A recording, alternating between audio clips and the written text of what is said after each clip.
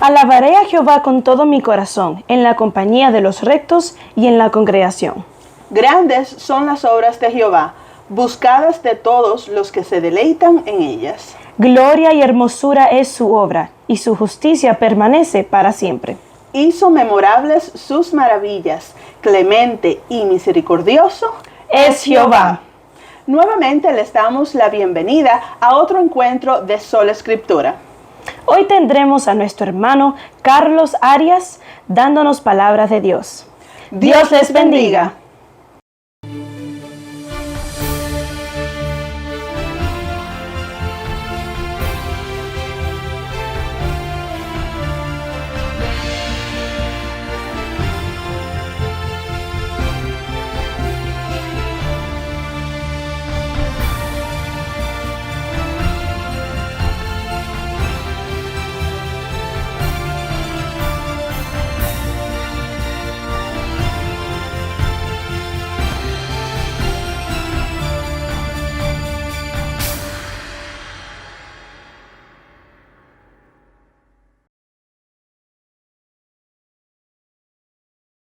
Muy buenas, hermanos.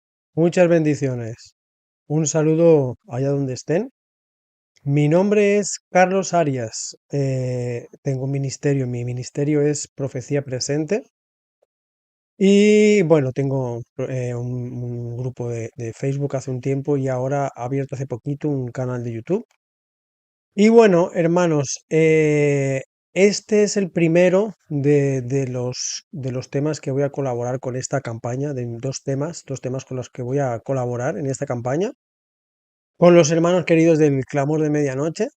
Y bueno, sabemos esta campaña que se hizo anteriormente que gustó tanto, pues estamos en esta segunda campaña donde estamos uniendo unos hermanos y ministerios para llevar este mensaje más allá. Y bueno, hermanos, pues yo les voy a comentar algo. Quiero mostrarles por aquí, esto de aquí, y si lo ven, igualmente yo los voy a mostrar ahora en pantalla, lo van a ver. Esto es el famoso estudio bíblico de la fe de Jesús a nivel mundial que se da en la iglesia adventista del séptimo día. Bueno, yo personalmente, pues cuando yo recibí este estudio bíblico, ¿no? Pues bueno, luego yo, pues este estudio, yo lo estaba impartiendo, ¿verdad? A otras personas. Pero yo, cuando impartía este estudio a otras personas, bueno, yo dijéramos que este estudio se le da, sabemos, hay una serie de temas, va por lecciones, ¿verdad? Y entonces se da una lección y luego hay un estudio adicional, donde se profundiza un poquito más sobre el tema que se ha estudiado con esa persona, ¿verdad? Yo siempre cuando lo hacía, yo le decía a esa persona, a veces porque quizá no hacer un poquito denso el estudio, pero ya sabemos que las primeras lecciones son sencillitas y tal, pero bueno, yo le decía el estudio adicional a esa persona que se lo leyera tranquilamente en su casa. Así porque así esa persona pues seguía un poquito el interés y podía profundizar más y pues ver en la Biblia lo que habíamos estudiado y bueno, lo dejaba como un tema donde ya esa persona ya pues yo ya lo dejaba poquito a su aire, como se dice. Al hacer yo esto un poquito, pues no le prestaba mucha atención a lo que es el estudio bíblico, ¿no? Esto que les comento, pues hace tiempo ya de esto, ¿verdad? Pero con el tiempo me percaté de unas cositas, cuando ya sí que empezamos a leer algún estudio bíblico, los últimos estudios que he hecho con otras personas, y es algo un poquito, dijéramos, por decirlo un poquito, alarmante, yo lo diría un poquito, esa definición. Les voy a decir, mira, en la lección número 2 el estudio bíblico de la fe de Jesús, la lección trata sobre la Biblia, ¿verdad? La lección número 2 se llama la Santa Biblia. Bueno, pues como les comento, en los estudios bíblicos, perdón, en el estudio adicional sobre este tema de la Biblia, pues yo les voy a dejar ahora en pantalla lo que yo voy a leer sobre este comentario bíblico que hace la fe de Jesús, el estudio bíblico de la fe de Jesús, en referencia a la Biblia. Les voy a mostrar en pantalla lo que yo voy a ir leyendo para que ustedes lo vean también en pantalla y les he marcado unas palabras, unas frases en rojo para que prestemos atención a estas a estas palabras. Dice así: todo cristiano debe poseer y estudiar el libro santo de Dios. Jesús dijo: escudriñad las escrituras, haciendo referencia a Juan capítulo 5, versículo 39. Decía San Jerónimo, está marcada en rojo, presten atención, decía San Jerónimo, traductor de la versión de la Biblia llamada Vulgata Latina: debemos cultivar la inteligencia mediante la lectura de los libros santos. El cardenal Garibi Rivera, ex arzobispo de Guadalajara, expresó: si los fieles se proponen leer asiduamente las Sagradas Escrituras, tendrán un conocimiento más profundo de la divina revelación, sacado de la palabra escrita de Dios. La oración por una parte y la lectura de la Santa Biblia por otra constituyen una conversación del cristiano con Dios, que sirve para alimentar su vida espiritual. El Concilio Vaticano II dijo lo siguiente acerca de la Biblia: la Iglesia ha venerado siempre las Sagradas Escrituras. De igual forma, el Santo Concilio exhorta exhorta con vehemencia a todos los cristianos, en particular a los religiosos, a que aprendan el sublime conocimiento de Jesucristo con la lectura frecuente de las divinas escrituras. Bueno, hermanos, estas palabras que les he marcado en rojo. Vamos a ver, ¿por qué en un estudio bíblico que da la Iglesia Adventista, cuando hace referencia en este estudio adicional sobre lo que son las Sagradas Escrituras en sí, por qué se menciona a un santo, como es San Jerónimo? ¿Por qué se menciona a una Biblia católica, como es la Vulgata Latina? ¿Por qué menciona a un cardenal, Garibi Rivera, ex arzobispo de Guadalajara? ¿Y por qué menciona el Concilio Vaticano II, que luego más adelante lo renombra como el Santo Concilio? Nosotros, hermanos, como Iglesia Adventista del séptimo día, que tenemos que proclamar el mensaje de los tres ángeles a todo el mundo, nosotros denunciamos a la Iglesia Católica como la gran ramera, a Roma como la bestia, ¿verdad? O el cuerno pequeño, ¿vale? Al poder de la Iglesia de Roma.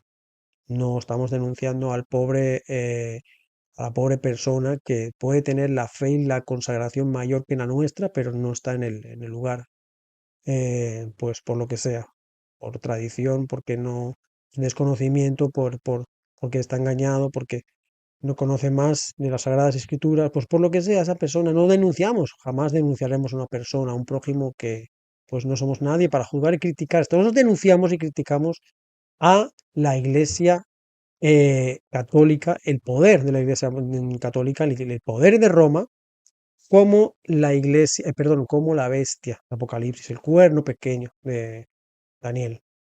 De hecho, todos los reformadores protestantes, desde los valdenses hasta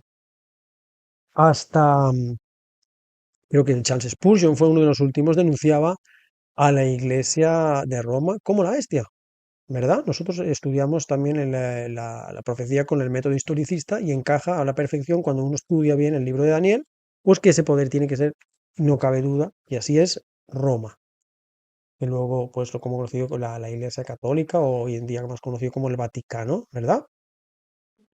¿Por qué tenemos esto, hermanos, en una lección de la Iglesia Adventista? No solo esto, vamos a mencionarles otra cosita. Vamos a ver la lección 3. Esta es la número 2, ¿verdad? Pues más adelante, la siguiente. Vamos a ver. La lección número 3, titulada Lo que la Biblia enseña acerca de la oración y la fe. También el comentario bíblico, les muestro también en pantalla, que vean, hace una explicación un poquito de lo que son las clases de oración, pero vamos a ver cómo hay algo aquí un poquito extraño. Dice clases de oración. El rezo consiste en la recitación de una oración ya escrita. El más famoso es el Padre Nuestro, dado por Jesús. Ven aquí que les marco en rojo. estas palabras. Y ahora verán que les marco unas en amarillo. Dice, em, la oración es hablar con Dios, con nuestras propias palabras, para contarle las necesidades que nos afligen. Existen varios tipos de oración. La oración pública, que trata asuntos colectivos, la oración familiar, se mencionan problemas del hogar, y la oración por los alimentos, que tiene por fin agradecer a Dios por ellos y pedir su bendición. Bueno, aquí vemos cómo eh, en un inicio se dice que la oración es el rezo y el Padre Nuestro, y la recitación de una oración ya escrita. Nosotros sabemos lo que es una oración. Una oración no es esto. Una oración es lo que dice a continuación, es hablar con Dios. Pero ¿por qué tiene que hacer desde un principio esta explicación en un estudio adventista? Como para explicar lo que es una oración, tiene que decirlo primero a esta explicación. El rezo consiste en la recitación de una oración ya escrita. El más famoso es el Padre Nuestro. ¿Por qué? Luego parece como que lo quiere solucionar un poco y dice, la oración es hablar con Dios, con nuestras propias palabras. Esto es la oración. Ustedes dirán, bueno, pero es que el título dice las clases de oración y menciona al Padre Nuestro y hablar con Dios como si fuese la oración que hacemos nosotros.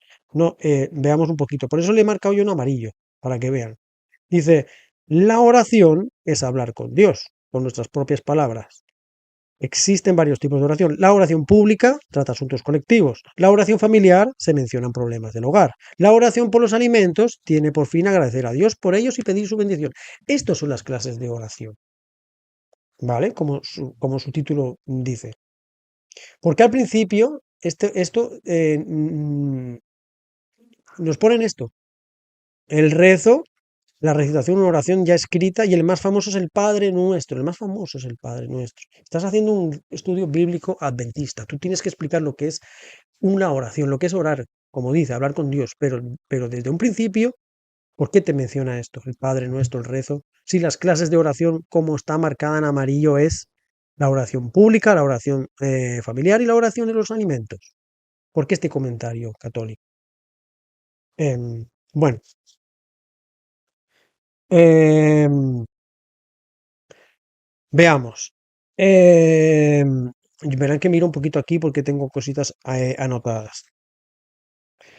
Veamos, ¿por qué hace estos comentarios católicos, en un estudio bíblico adventista? Porque hace estas referencias católicas.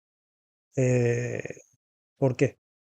Sí, como digo, nosotros denunciamos a la Iglesia Católica como el poder, como repito, no a las personas, como lo que es, como lo que está escrito en Apocalipsis, lo que hizo, lo que está haciendo y lo que hará cuando sane. Ahora está pausado, pero sabemos que Roma no cambia. ¿Por qué se hace todo esto? No es casual, hermanos, que hayan estos comentarios católicos en la Iglesia Adventista, perdón, en los estudios bíblicos de la Iglesia Adventista a nivel mundial, no es casual. Vamos a ver por qué todo esto. Ya verán, como todo esto no es casual. 1976.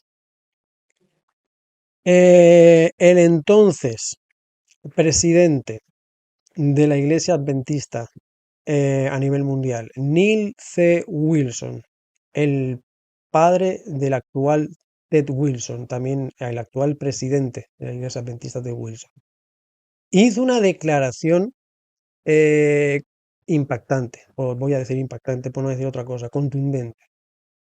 Les muestro en pantalla también para que lean la cita de esta persona. Dice, la gran controversia, o también lo que conocemos como el conflicto de los siglos, eh, pertenece a un montón de basura histórica. Bueno, estos comentarios, bueno, es un poquito impactante, como digo. ¿Por qué hice este comentario el presidente de la Iglesia Adventista del Séptimo Día a nivel mundial? Quiero destacarle un poquito de dónde saqué yo esta foto que les he compartido en pantalla. Esta foto yo la saqué de una página de Facebook donde ellos critican a la Iglesia Adventista. la difaman, se burlan de la iglesia adventista. Y es curioso cómo yo saqué esta foto de aquí, y esta foto es a modo de como queriéndoles decir, ¿no ves? Ni ellos mismos lo dicen, el mismo presidente de la iglesia adventista del séptimo día a nivel mundial está diciéndoles que el libro que ellos tanto pues regalan y tanto hablan de él, que es profecía, que es lo que lo que aconteció, lo que está por acontecer y lo que acontece. Es basura histórica, como diciendo, mira, hasta el propio presidente de la Iglesia Adventista declaró eso en su día. ¿Por qué eh, esta contundente declaración del entonces actual presidente de la Iglesia Adventista, Neil T. Wilson? ¿Por qué? Otra impactante declaración, no solo hay una, hermanos. 1981, les pongo en pantalla también la cita. Dice, hay otra organización universal y verdaderamente católica, la Iglesia Adventista del Séptimo Día. Repito, hay otra organización universal y verdaderamente católica, la Iglesia Adventista del Séptimo Día. Esto está escrito en el Adventist Review el 5 de marzo de 1981 en la página número 3. Esta revista adventista podemos encontrar esto, de esta fecha. Hermanos, ¿por qué esta contundente declaración? Primero, porque dice que el conflicto de los siglos es un montón de basura histórico. ¿Y por qué esta contundente declaración del presidente por entonces de la Iglesia Adventista del Séptimo Día? Diciendo, declarando que hay otra iglesia católica a nivel universal, otra iglesia católica universal, y es la Iglesia Adventista del Séptimo Día. Hermanos, ¿por qué dice esto? O sea, ¿por qué tiene tan claro esto esta persona? ¿Por qué está declarando esto al mundo? Bueno, pues vamos a ver algo muy impactante. Vamos a ver cómo todo este puzzle encaja. Vamos a ver por qué este hombre está diciendo esto. Y por qué entonces veremos que no es nada casual que hay estos comentarios católicos en la iglesia, perdón, en el estudio bíblico de la iglesia adventista. Vamos a ver algo que los que no conozcan pues les va a impactar un poquito.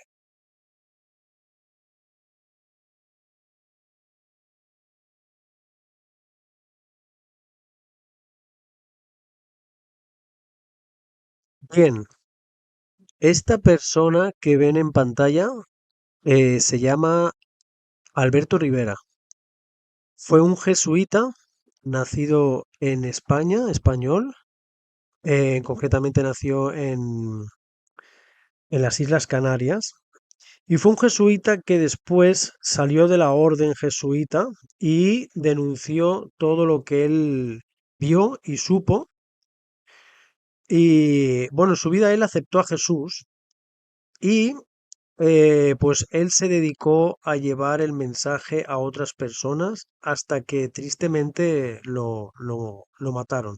Los mismos jesuitas lo envenenaron. Él tuvo varios intentos de asesinato hasta que al final lo lograron y lo envenenaron.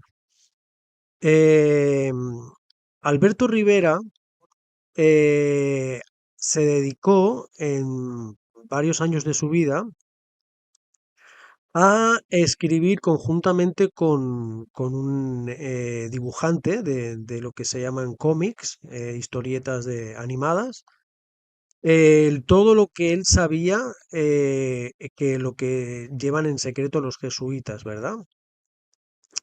Él, como ven aquí, estas historietas, estos son unas portadas algunas de las portadas de las revistas que él escribió.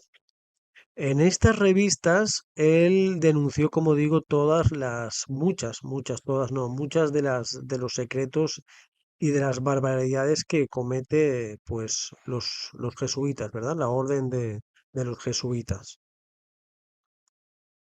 Alberto Rivera se convirtió a la denominación evangélica. Aquí lo vemos en una imagen, pues en una de sus predicaciones. de sus predicaciones, y él denunciaba a Roma como la bestia, como la gran ramera. Él desde dentro, que conoció todos los secretos del jesuitismo, pues denunció todo, todos estas barbaridades que cometían los jesuitas, como comento. Aquí, por ejemplo, vamos a verle aquí está mostrando una de sus revistas, haciendo un poquito anunciando lo que él hacía en esos escritos, ¿verdad? Estas revistas que yo les estoy hablando. Este es el primer número de la serie de revistas, es el número 1, titulado, como ven, Alberto. En esta revista número 1, Alberto relata cómo los jesuitas se infiltran en las iglesias protestantes, en todas las denominaciones de las iglesias protestantes. Él, en concreto, como vemos en la página 18, vemos aquí una viñeta donde a él se le asocia un bloque, ¿verdad? Vemos en secciones, ¿verdad? En A, B, C, y él se le seleccionó para infiltrarse en el bloque C. Él fue infiltrado en la especialidad de las denominaciones de los hermanos de Plymouth, en la denominación de los pentecostales, en los bautistas y en los evangélicos unidos. Él estuvo infiltrado en esas iglesias. No les he compartido otra imagen que hay, pero lo pueden ver cuando, si ustedes llegan a sus manos estos cómics. Él en concreto dice que solo en España él desarticuló y cerró 19 iglesias. Y él lo mandaron específicamente después a Costa Rica, al país de Costa Rica, allí relata cómo él desarticulaba y cómo era la trama de cómo él desarticulaba las iglesias, haciendo todo tipo bueno, ahí en detalle les detalla más el cómic en sí, para no entrar en detalles, pero en este cómic se nos muestra cómo él fue especializado y entrenado para adentrarse en las iglesias evangélicas, en este caso, y desde dentro desarticularlas y hasta el punto de cerrarlas y dijéramos que se erradicara esa iglesia y esos hermanos. Algunas personas han querido desacreditar la fiabilidad, la veracidad del personaje de Alberto Rivera. Esta imagen que les muestro es un libro en el que su autor, el que escribió este libro, muestra cómo, con pruebas, esta persona existió. Y tanto fue jesuita como después fue un ex jesuita que denunció todo esto. Este libro es para mostrar las pruebas de que esta persona existió, como digo. Curiosamente, no solo católicos, muchos evangélicos son los que dicen que esta persona no existió. Bueno, este es un libro, como digo, donde aquí se muestra la veracidad con muestras, con pruebas, perdón, de que existió.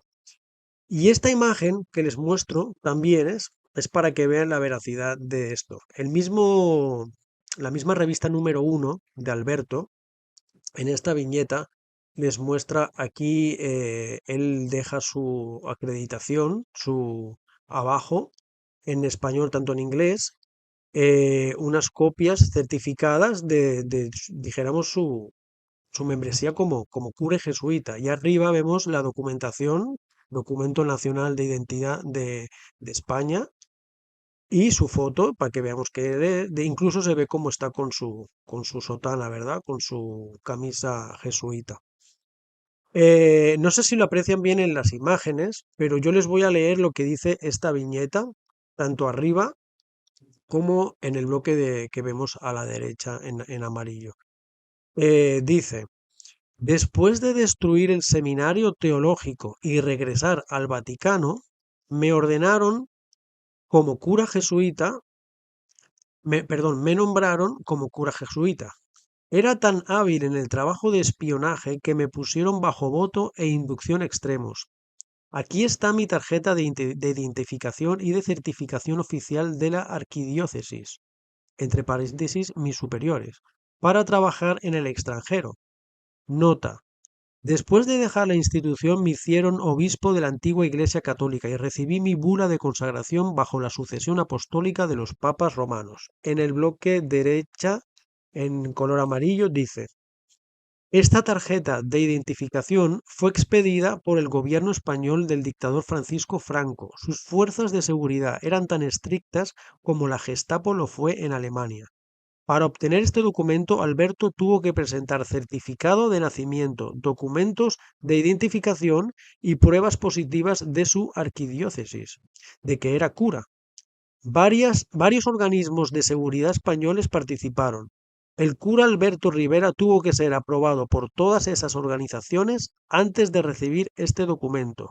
No había manera de falsificarlo. No hay duda de que fue cura. Lo que se ve aquí son pruebas positivas. Este documento fue expedido por un gobierno que había jurado sumisión absoluta al Papa en virtud del concordato firmado por el gobierno de España y el Vaticano. Aquí vemos más en detalle lo que es su documento nacional de identidad.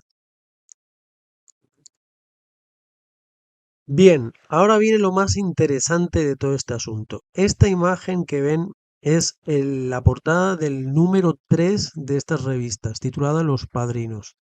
Aquí Alberto Rivera hace una serie de denuncias y da una serie de información importantísima. Vemos en la página 26 está, bueno, explicando, para entrarles un poquito en contexto, está explicando lo que es una simbología del famoso obelisco. Un obelisco es estos, como ven, a la izquierda arriba.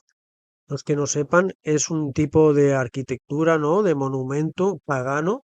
Y aquí explica, pues, un poquito que el obelisco es un símbolo, ¿no? Es un símbolo oculto también para los jesuitas, ¿no? Que simboliza, pues, poder y bueno, haciendo un poquito una explicación de lo que es un símbolo de un obelisco, ¿verdad? Y en la última viñeta que vemos abajo, hace una declaración muy curiosa y perturbante. El Alberto Rivera, el ex jesuita, Alberto Rivera, aquí nos dice. Se lo voy a leer un poquito, si lo ven en pantalla lo pueden quizá ver un poquito, creo que se lee bien, pero si no se lo leo y luego les explico un poquito. Voy a leerles lo que es en la página 26 de este número 3 de esta revista, en esta viñeta en concreto, dando después de una explicación de lo que es un obelisco para a nivel mundial y lo que simboliza también para los jesuitas, ¿verdad? Un obelisco, un símbolo de poder. Dice en el versículo, perdón, en la viñeta de abajo de la página 26, que lo verán a la derecha, un color verdecito. Dice, el doctor Rivera explica que estando bajo el juramento de los jesuitas, se le dijo que un signo secreto sería dado a los jesuitas cuando el movimiento ecuménico hubiera acabado con el protestantismo, en preparación para la firma de un concordato entre el Vaticano y los Estados Unidos. La señal sería que un presidente de los Estados Unidos se juramentaría de cara a un obelisco por primera vez en la historia de los Estados Unidos. La ceremonia de juramentación fue trasladada al costado oeste del Capitolio y el presidente Reagan juró de cara al monumento de Washington. Esto ocurrió el 20 de enero de 1981. ¿Estaba el presidente consciente de esto? No lo sabemos. Vale, en resumen, les explico un poquito, hermanos. Alberto Rivera dijo que se daría una señal al mundo, pero que solo sería entendida en secretismo para los jesuitas, de que ya los jesuitas ya tenían controlado a todas las denominaciones. Ya tendrían bajo el paraguas de Roma controlado todas las iglesias protestantes. Esta señal se daría a nivel mundial, pero de forma secreta solo los jesuitas sabrían cuándo sería ese momento, porque sería esta señal sería cuando se diera frente a un obelisco. ¿Qué pasó, hermanos? Que En el 20 de enero de 1981, por primera vez en la historia, Reagan, el presidente Reagan, el por entonces actual presidente Reagan, por primera vez dio, juramentó delante del obelisco que estaba en Washington, en el costado oeste del Capitolio. Por primera vez, hermanos. Esto quiere decir que ya esta señal para ellos se dio a nivel mundial, pero solo ellos sabían, porque solo sabían ellos que cuando se daría esa señal de un presidente frente a un obelisco, sería la señal que ya Roma tenía por completo control a todas las iglesias protestantes, hermanos. Este asunto es delicado y muy contundente para lo que estamos tratando estoy tratando y dándoles a ver con este tema en concreto. Esta señal ocurrió el 20 de enero de 1981 y la revista Time, como ven abajo, lo publicó el 2 de febrero de 1981. Bueno, hermanos, como han visto en estas imágenes comentadas por audio, eh, el 20 de enero de 1981 se dio la señal secreta a todo el mundo que los jesuitas habían acabado con el protestantismo bajo el ecumenismo. Repito, el 20 de enero de 1981. El 2 de febrero de 1981, tan solo 2 semanas después, la revista Time declara esto al mundo, que la señal se hizo en el Capitolio de Washington, como estaba predicho por el ex jesuita Alberto Rivera. Y como hemos visto antes, que os he comentado, el 5 de marzo de 1981, solo un mes después, el presidente de la Iglesia Adventista declara que la Iglesia Adventista del Séptimo Día es otra iglesia católica universal. Bueno, ¿qué pasó entonces, hermano, en 1981 para considerarse, como digo, después de estas secuencias, ¿verdad? Les voy a repetir.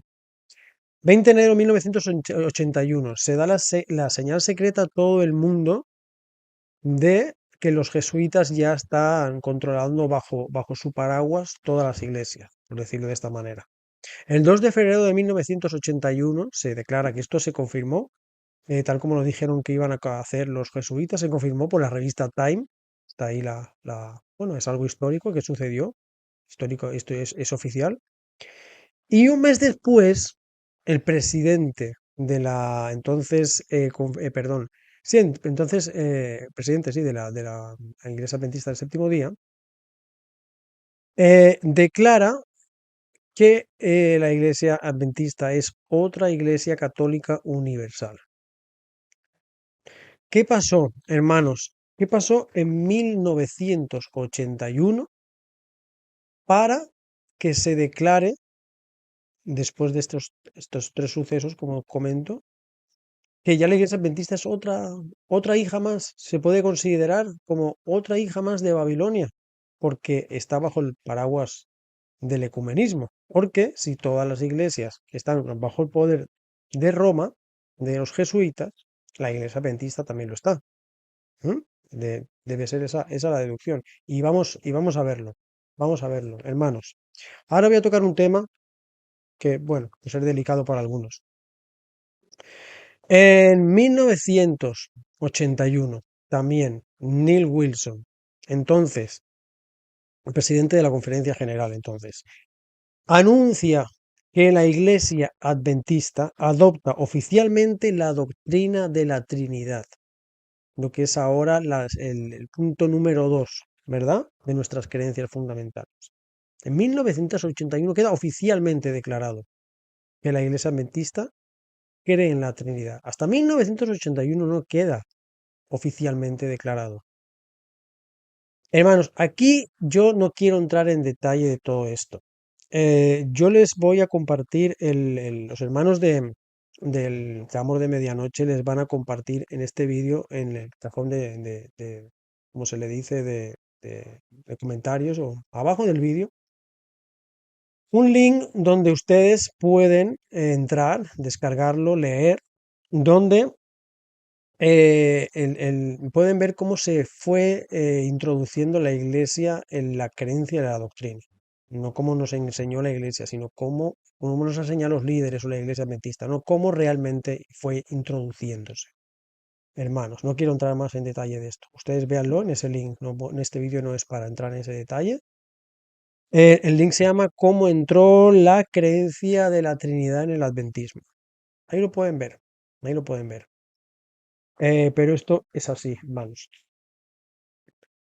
Miren, hermanos, yo quiero ahora hablarles a un tema así un poquito personal, pero para seguir este vídeo quiero comentarlo. Em, yo tengo un hermano muy querido, que él le pasaba, y al día de hoy todavía le sigue pasando un poquito, que él le sucedía como a mí.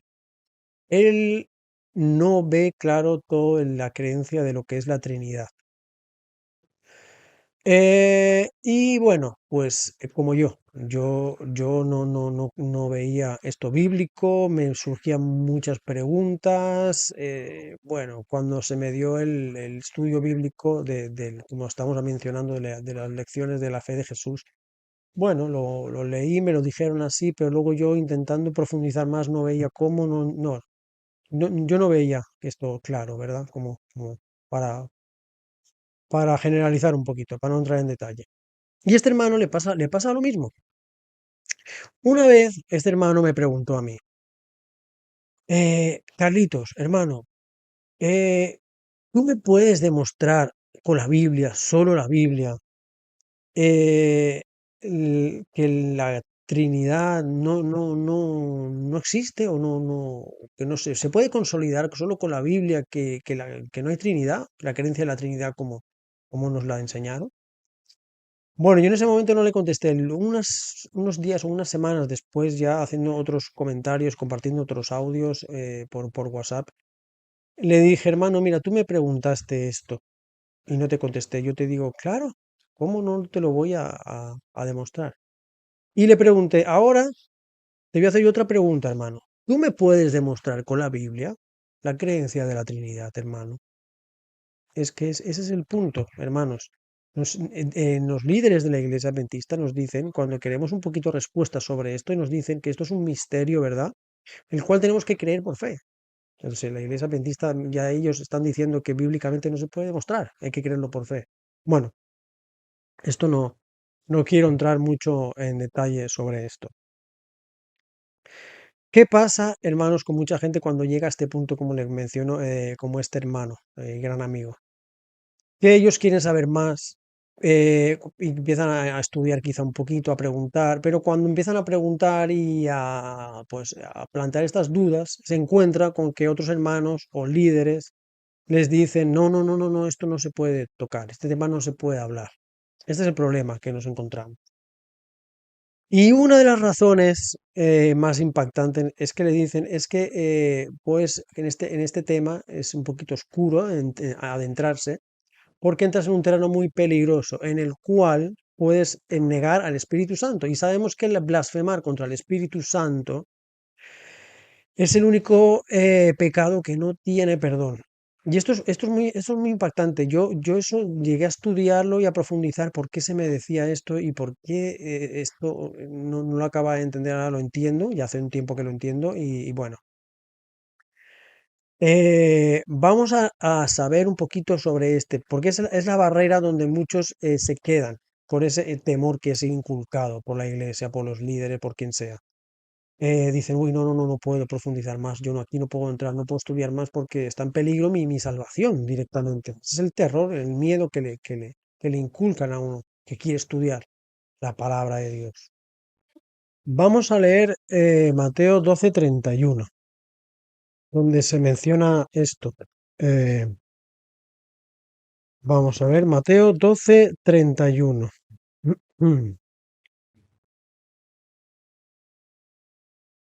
Dice así. Bueno, vamos a leer desde el 30. Dice en el contexto de lo que estoy hablando, ¿verdad? La blasfemia contra el Espíritu Santo. Dice, el que no es conmigo, contra mí es, y el que conmigo no recoge, desparrama. Por tanto os digo, todo pecado y blasfemia será perdonado a los hombres, mas la blasfemia contra el Espíritu no les será perdonada. Bueno, si leemos el versículo 31, pues queda claro, ¿verdad? Parece, nos da a entender que todo tiene perdón, pero el pecado que no tiene perdón es blasfemia contra el Espíritu Santo, ¿verdad? Pero en el versículo 30, fijemos que dice, el que no es conmigo contra mí es, está hablando de Cristo. Y el versículo 31 ya habla de el pecado que no tiene perdón es contra el Espíritu. Pero en ese contexto, ¿qué dice el versículo 30? En ese contexto, el que conmigo es el que no es conmigo, perdón, contra mí es. Está hablando de Cristo. Pero bueno, los que no conocen mucho un poquito la profundidad de esto, eh, vamos a leer el deseado de todas las gentes, el comentario que hace la hermana White sobre todo esto. Esto lo encontramos en el capítulo 33 del deseado de todas las gentes, que se titula ¿Quiénes son mis hermanos? Les voy a poner también en pantalla el texto para que lo lean ustedes, para que lo vean en pantalla mientras yo lo leo. Dice, nadie se endurece tanto como el que ha despreciado la invitación de la misericordia y mostrado aversión al Espíritu de gracia. La manifestación más común del pecado contra el Espíritu Santo consiste en despreciar persistentemente la invitación del cielo a arrepentirse. Cada paso dado en rechazar a Cristo es un paso hacia el rechazo de la salvación y hacia el pecado contra el Espíritu Santo. Al rechazar a Cristo, el pueblo judío cometió el pecado imperdonable y por desoír la invitación de la misericordia podemos cometer el mismo error. Hermanos, quiero leerlo otra vez. Quiero que leamos otra vez para profundizar un poquito en lo que está diciendo aquí la hermana White. En todo lo que está, dijéramos que dándole un poquito más amplia la visión a lo que estos versículos de Mateo 12 nos está haciendo entender, ¿vale? Sabemos que son comentarios bíblicos, ¿verdad? Todos estos escritos bueno, sí, lo que le llaman el compendio de la gran controversia, ¿verdad? El deseo de todas las gentes, patriarcas y profetas y reyes, hechos de los apóstoles, son verdaderos comentarios bíblicos. Leamos otra vez de nuevo, hermanos. Nadie se endurece tanto como el que ha despreciado la invitación de la misericordia y mostrado aversión al Espíritu de gracia. La manifestación más común del pecado contra el Espíritu Santo, ¿cuál es el pecado contra el Espíritu Santo? Consiste en despreciar persistentemente la invitación del cielo a arrepentirse. Cada paso dado en rechazar a Cristo es un paso hacia el rechazo de la salvación y hacia el pecado contra el Espíritu Santo. ¿Ven aquí lo claro que está diciendo? La manifestación más común del pecado contra el Espíritu Santo consiste en despreciar persistentemente la invitación del cielo a arrepentirse. Cada paso dado a rechazar a Cristo es un paso hacia el rechazo de la salvación y hacia el pecado contra el Espíritu Santo. Al rechazar a Cristo, el pueblo judío cometió el pecado imperdonable. ¿Cuál es el pecado imperdonable? Blasfemia contra el Espíritu Santo. ¿Pero qué está diciendo? Al rechazar a Cristo, el pueblo judío cometió el pecado imperdonable. Y por desoír la invitación de la misericordia podemos cometer el mismo error. Bueno, hermanos, ¿qué les puedo comentar aquí?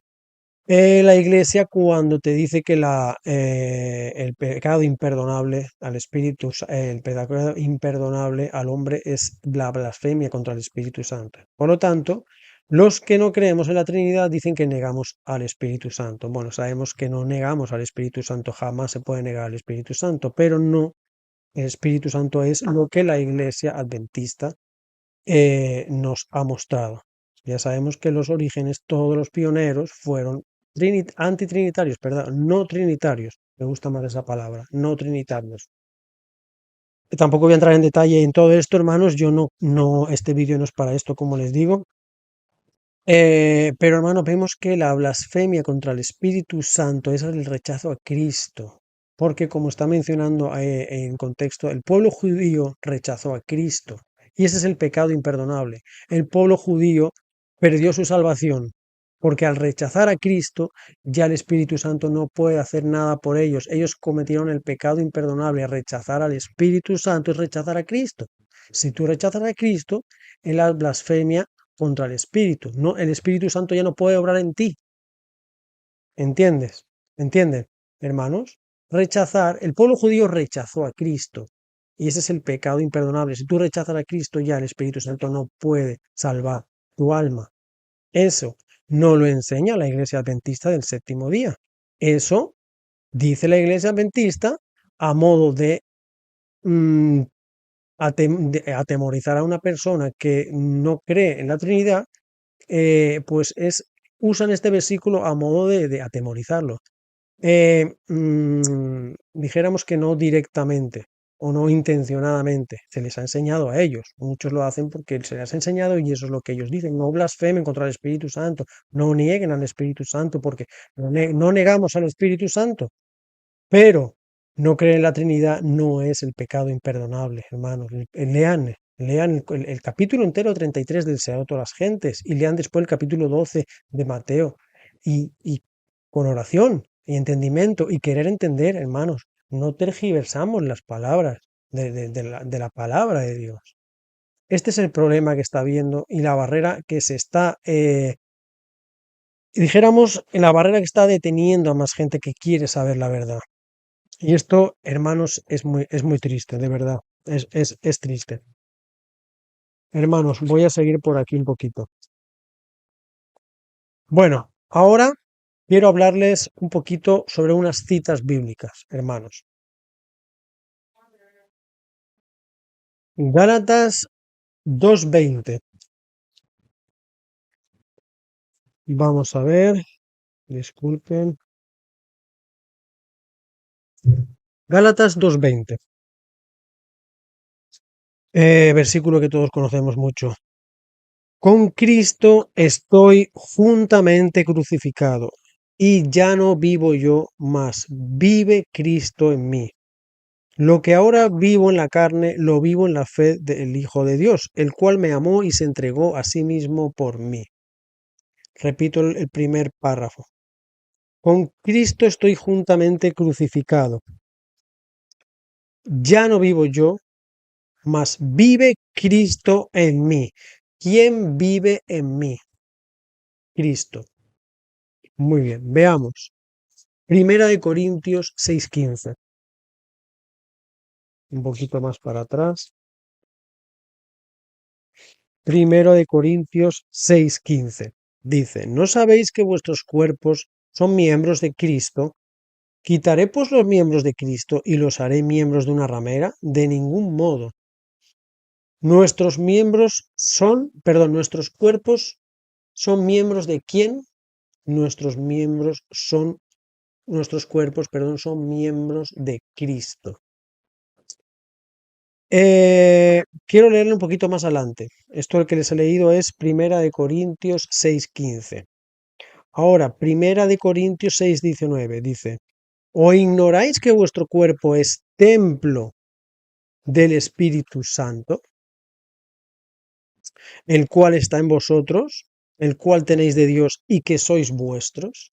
Bueno, hermanos, detengámonos aquí. Estamos leyendo Primera de Corintios capítulo 6. El versículo 15 nos dice, ¿no sabéis que vuestros cuerpos son miembros de Cristo? ¿Vale? ¿De quiénes son nuestros cuerpos? ¿Miembros de quién? De Cristo. Y el 19 nos dice, y nuestro cuerpo es templo del Espíritu Santo. Bueno, se está contradiciendo aquí, Pablo, se está contradiciendo aquí la palabra de Dios. En el versículo 15 nos dice que nuestros cuerpos pertenecen a Cristo Y en el versículo 19, que nuestro cuerpo es templo del Espíritu Santo. ¿Se contradice? No se puede contradecir la palabra de Dios, ¿verdad? No se contradice, hermanos. ¿Por qué?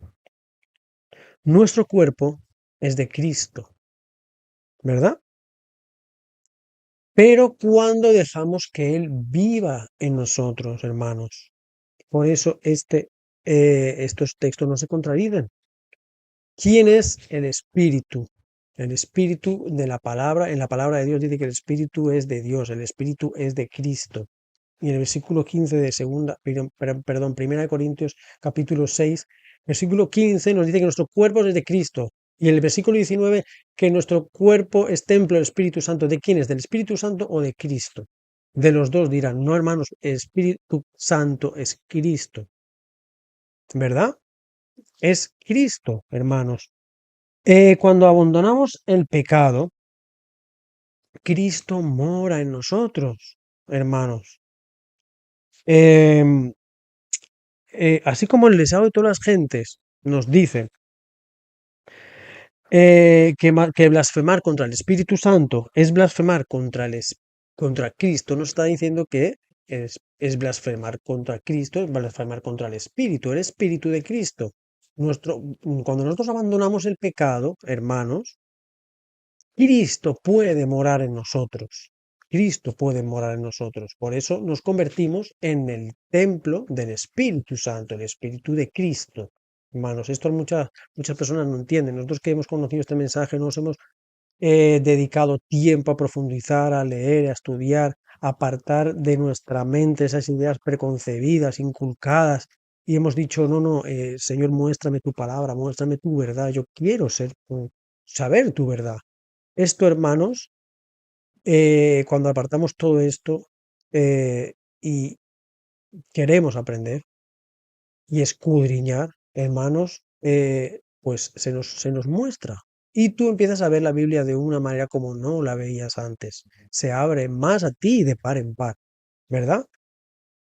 Eh, yo quiero también hacerles ver, entender un poquito, los que no conocen un poco. Quiero que leamos ahora capítulo 14 de Juan. Capítulo 14 de Juan, versículo 18. Vamos a leer primero. Dice el versículo 18. Perdón, versículo 16 leeremos primero.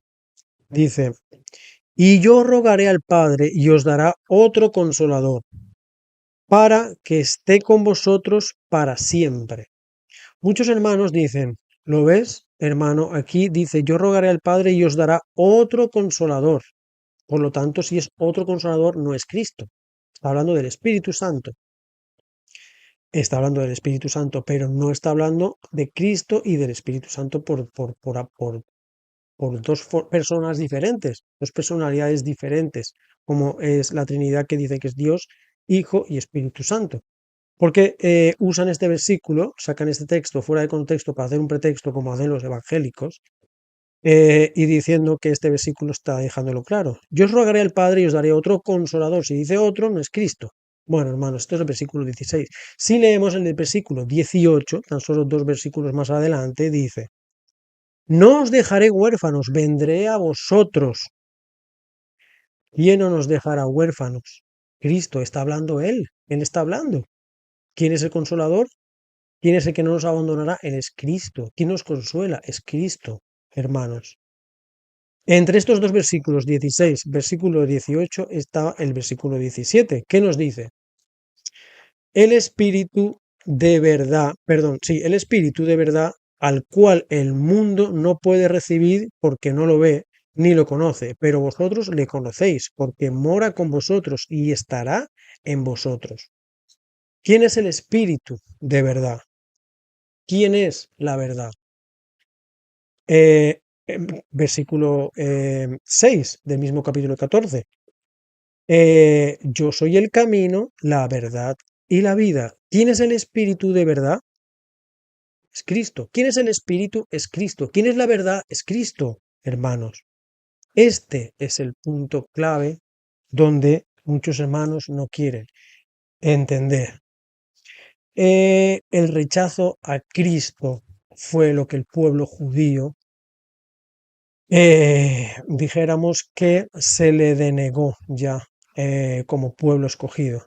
Sabemos que después de eso ya se cerró la profecía de las 2300 tardes y mañanas con el apedreamiento de Esteban, y de ahí se levantó Pablo para ser el apóstol de los gentiles. Ya se les pasaba el pueblo escogido, dejaba de ser el pueblo judío y ahora podía ser cualquiera que aceptase a Cristo. Ese fue el rechazo del pueblo judío, no aceptar a Cristo. Y como vemos en todo este contexto, Cristo es el Espíritu de Cristo. Este es el tema, hermanos, que yo un poquito les he querido reflexionar un poquito, hacer ver. Bueno, ¿qué pasa con este asunto, hermanos, en los que hemos conocido este mensaje de la verdad del Padre y el Hijo? Pasa que, hermanos, hay una comprensión, y tras esa comprensión hay una transformación en la cual nosotros ya eh, no queremos ya discutir, refutar, querer llevar la razón. Simplemente cuando comprendemos que es realmente el Espíritu y lo que está haciendo por nosotros, y no ese Espíritu que nos venden como que forma parte de un triuno, de una Trinidad, coeternos, coiguales, palabras que no se encuentran en la Biblia, no se encuentran. Pues bueno, si decimos sola Biblia, sola Escritura, pues esa palabra no es sola Biblia, no sola Escritura, esa palabra no existe en la Biblia, ni Trinidad, ni triuno, ni coeterno, ni coigual, en referencia a un Dios triuno, ¿verdad? O una Trinidad. Este es el asunto, hermanos, donde muchos, pues, no quieren entender, hermanos, pero cuando tú, como digo, comprendes esto, hermanos, hay una transformación en la cual tú ya quieres asemejarte a Cristo, hermanos. Y esto es nuestro cometido, lo que queremos hacer ver a muchos hermanos.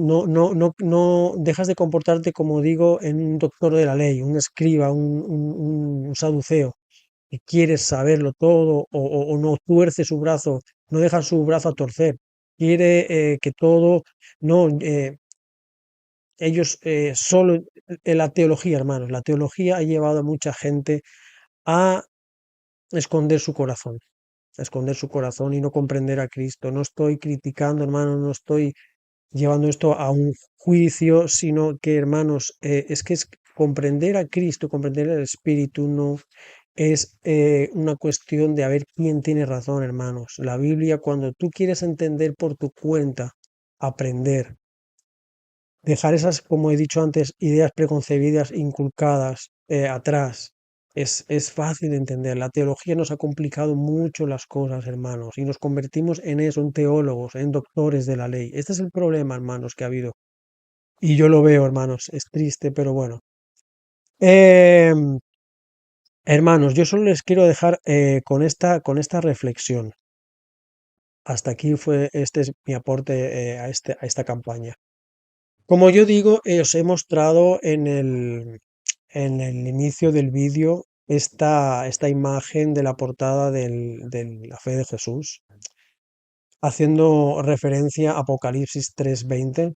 Hermanos, de hecho, vamos a leer Apocalipsis 3:20. Dice, un momentito, perdón. Dice, em, he aquí, yo estoy a la puerta y llamo. Si alguno oye mi voz y abre la puerta, entraré a él y cenaré con él y él conmigo. Hermanos, dejemos que él eh, llame a la puerta. Hermanos, ¿cómo les puedo explicar? Nosotros hemos explicado un poquito y hacemos de él entender este versículo como que él está llamando a la puerta del corazón de una persona y que quiere entrar en nosotros y que abramos el corazón a Cristo. Pero hermanos, tenemos que ver también que él está picando a una puerta y nosotros estamos dentro, ¿vale? porque lo entiendan un poquito. Él está picando, él está fuera de la iglesia remanente. Él quiere una iglesia, él quiere entrar en la iglesia remanente. Hay un remanente, hay un remanente. La hermana White dice que cuando se aceptó el mensaje de 1844, un movimiento del cual nosotros surgimos, de 50.000 quedaron 50.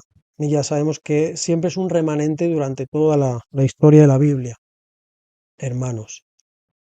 Y Cristo está fuera picando, está haciendo lo posible para que ese remanente, Él pueda entrar, hacer morada en ese remanente, hermanos. Él quiere morir, perdón, Él quiere vivir en nosotros. Nosotros tenemos que morir al yo, al pecado. Él quiere vivir en nosotros, como dice Gálatas 2:20. Cristo vive en mí. Y en el mismo capítulo, hermanos, de Apocalipsis 3, tenemos el remedio, hermanos. Tenemos el remedio al estado laodicense, ¿verdad? El testigo fiel nos da, hermanos, este remedio, ¿verdad? Y esta es la reflexión, hermanos, que yo quería traerles. Él está a la puerta y llama, hermanos, y el tiempo es corto. Él quiere corazones humildes. Él levantó apóstoles, personas de corazón humilde. Em, Gente humilde. Sabemos que Pablo era una persona muy entendida, muy docta, pero él no busca teólogos, hermanos. Busca personas que con un corazón humilde quieran conocerle, quieran que Cristo more en ellos. Así que, hermanos, hagamos caso a este comunicado que se nos hace, a este llamado, porque Él llama a la puerta, hermanos, y yo, como él menciona, yo llamo a la puerta. He aquí, yo estoy aquí y llamo a la puerta, hermanos. Abramos nuestro corazón a Cristo, comprendamos quién es Cristo, quién es su Espíritu, porque como dice Juan 17, mira, no tenía pensado, hermanos, acabar con este versículo, pero sí quiero cerrar este tema, hermanos. Juan 17, versículo 3 dice: Y esta es la vida eterna, que te conozcan a ti, el único Dios verdadero, y a Jesucristo, a quien has enviado. Así que, hermanos, sigamos en la lucha y desde aquí, pues, que Dios les dé sabiduría, que Dios los guarde y que el Espíritu de Cristo les guíe a toda verdad, hermanos. Muchas bendiciones y les deseo lo mejor. Maranata, Cristo viene, hermanos. Continuaremos con más pan de vida enviado del cielo en nuestra próxima reunión. Les esperamos. Maranata.